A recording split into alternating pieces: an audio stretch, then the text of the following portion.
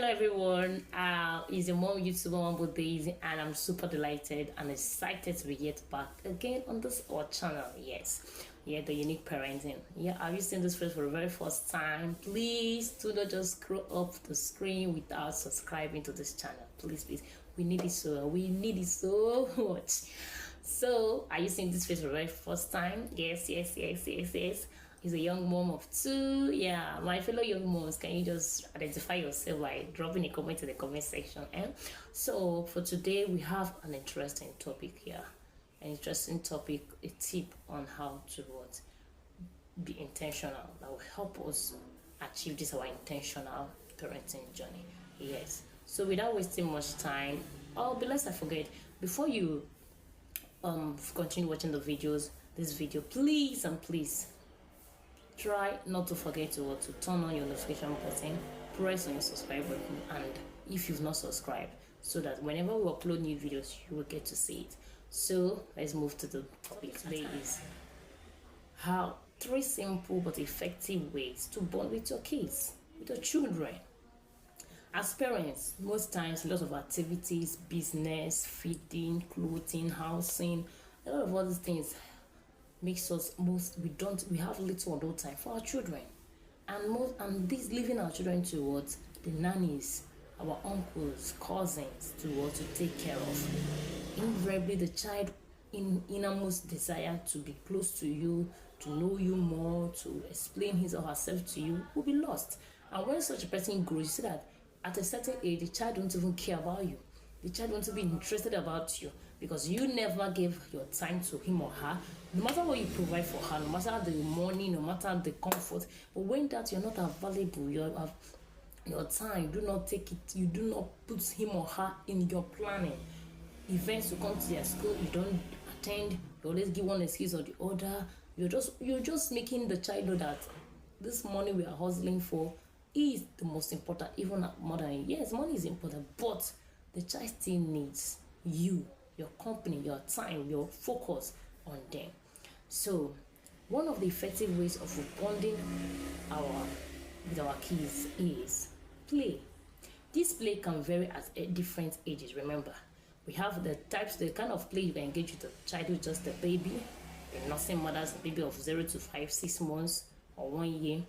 We have a kind of play you also engage with people of a child from 2 years to 5 years. We have a play you can engage from a primary or 6 to the puberty level. We have a kind of play also that will also be interesting and also engage, that will also improve bond between you and your kids at the secondary school level, tertiary, and on to the form and adult. So what are we saying? Play.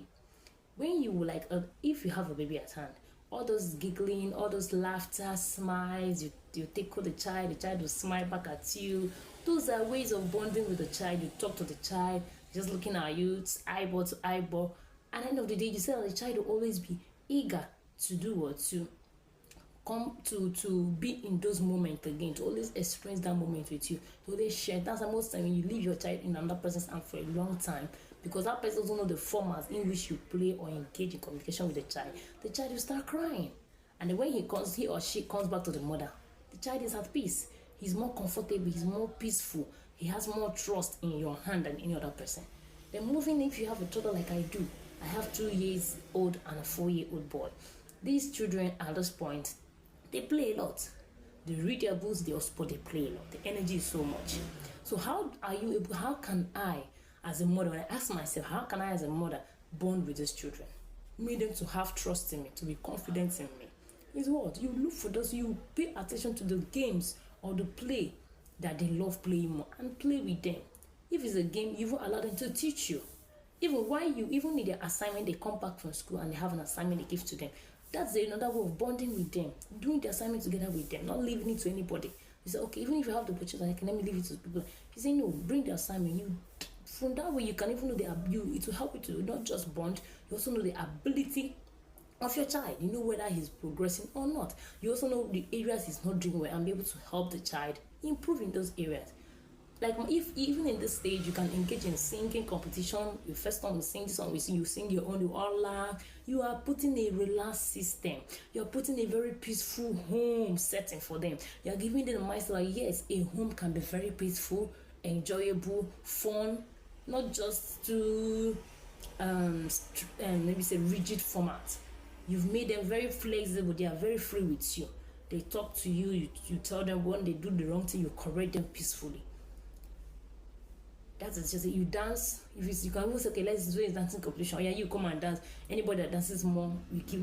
These are things you bring up to what, to ginger, to improve that what bond with them, to improve that relationship. It won't be lost. It might not be every day, but at least in a week you select it. This okay. Today we are going to dance. Today we are going to be engaged into singing. You see, you are forming a very strong bond. That will be so hard for you for them to what leave to like destroy. You have a secondary school child under your care, or as maybe your children are now all stage of secondary school, primary school. I mean to say, primary. You can primary through secondary school. Yeah, you can engage in, okay, today we are going to do a dress competition, cultural dressing competition. Everybody, yeah, come and represent. Which culture do you want to represent? We are in Nigeria. There are diverse cultures. That's okay. Let's learn about culture. Let me give you 1 week. Everybody learn about the culture you love, the culture, people's culture that you love. Then say, I want to dress like an Hausa. You say, go and learn them. Go and know how pictures of how they dress. You go and get materials for that. I want to dress like an Igbo man. It's okay. Go and learn it. Go and know, see the pictures of how they dress. I want to dress like an Yoruba man. The same way. And the way you now fix the day for the actual cultural presentation. You say, oh, I'm from Yoruba. This is a one year build. You are still building that confidence. It's growing. They will never ever forget it. They will always have you to run back to when they're in situations that they cannot explain, when they're in difficult tasks or challenges that they cannot really know how to move, get away from me. They will remember that I have a confidence, I have someone I can confide in. You've built it from the scratch up onto that level where they see themselves. You're in university, you can say, okay, what does that look? You want, what is you in a university level, undergraduate? So, oh, what are the things? You say maybe this child loves painting. You can say, okay, bring paint, let's come and teach me. The child can teach you. From there you start hearing a lot of challenges. You start sharing a lot of challenges with the child, and when he or she tells you her own, you tell him or her how you were able to solve it when you were at that stage. At the end of the painting, you discover that yes, you've learned from him or her. He or she has also learned from you, the mother or the father. So this thing is a very important thing. Or your child maybe at that stage say, I love seeing movies. But so why do you love seeing kind of, maybe I love seeing military movies. So why do you listen, mom? Because maybe I love to be a military man. I said, okay, put your focus with him genuinely in that particular area of interest he has, and you see yourself even bringing on more topics or more ideas on how to improve in that area, and he or she will not hesitate to open to you, because he has seen that this woman I call my mother or this man I call my father is so interested in me. It will boost their self-worth. It will boost their comfort, their confidence that they are valued. It will give them the idea that yes, no matter how busy my dad or mom is, they have me at heart. So these are little things one of the little things we can do that will help improve bond relationship. Because as I've noticed that presently, money, finance, career, and a lot of things has made us to forget our children. They have made us to think that automatically children can know what they're supposed to do, but as they are growing, their brain will always have a way of, you are in the jet age, anyone that is difficult, anything that they feel that is difficult, they should go internet and browse. That's the mindset of many parents, and then let them pursue their career. If you knew you don't want children to hold you back, because not even bother giving back to them. But once you have given birth to a child, it is a responsibility for life. It is a lifetime responsibility, whether you like it or not, to be up and doing, towards invest there tomorrow. If they turn to be notorious kids, disturbing the society, they will first of all torture you before they even start torturing outside people. Then when they now start torturing people outside, it will be a very bigger problem for you. So how do you maintain? It's when you develop such bonds with the child, no matter the age. When such child is being introduced to maybe a group of people, a gang of people who are not doing the right thing, the child will be open to tell you, Mommy, these people should join. Say, what did they do in their gang? You tell, don't go there, they are not. And he or she will never. Having time for your children, being available for them is very important. So that ones I say playing with them, no matter the age. Various ages have various play you can engage, various ways of playing, of being in their interest, being in their space, that you can engage with them, and that to make them to know that yes, my parents have me at heart. Then the other next one is compare your children. You had me right. Compare your children. Compare your children with other kids. So let me explain. Comparing your children with other kids should be done in a very positive, calm way, in a way that it will not result to what? Lowering the child's self-esteem. But there's a way you will compare a child to his fellow mates or age mates or age grades, that instead of improving the child's self-worth, instead of making the child to desire to improve more, the child will be so reluctant, will be rebellious. The child will not even want to hear you. At the time he will tell you, stop comparing me. He will not even want to hear or listen to the reason why you want him to do or behave in such a way. He will always see those children as always ahead of him. He will always see himself maybe less of a person. All this goes down to the manner in which you started the comparison. So whenever we talk of comparing, I've come to understand that comparing a child doesn't have if done the right way, will give you a positive result. When you call your child, you got this time, you took 6th position in a class of 20. Yes, okay, my son, you tried, but in your class, are there no people who took 1st and 2nd? You say yes. It's okay. Why not make friends with them? Why not go with them? When you see how they are planning themselves, you see how they manage time, you see how they do things that always helps them to be ahead of everybody. Then when you come back to the school, you say, okay, this thing you are doing, I can still help you. Because there's a time the child might desire to go close to those people and they don't want him. It's okay. Go to your teacher. Whatever that you have studied and you are finding it difficult to understand, move to your teacher. She will explain to you, and when you come back home, we will still help you. You are trying ways of making him see the reason to do what? To join good academically sound children of his age that maybe might be higher than him in intelligence. You are not telling them that why did you do this? Does he have 2 heads? He's not one head. He's not telling him, are you not in the same class? You start downgrading him, making him seem worthless. Yes, you start by appreciating him. He has tried, but you still need him to improve.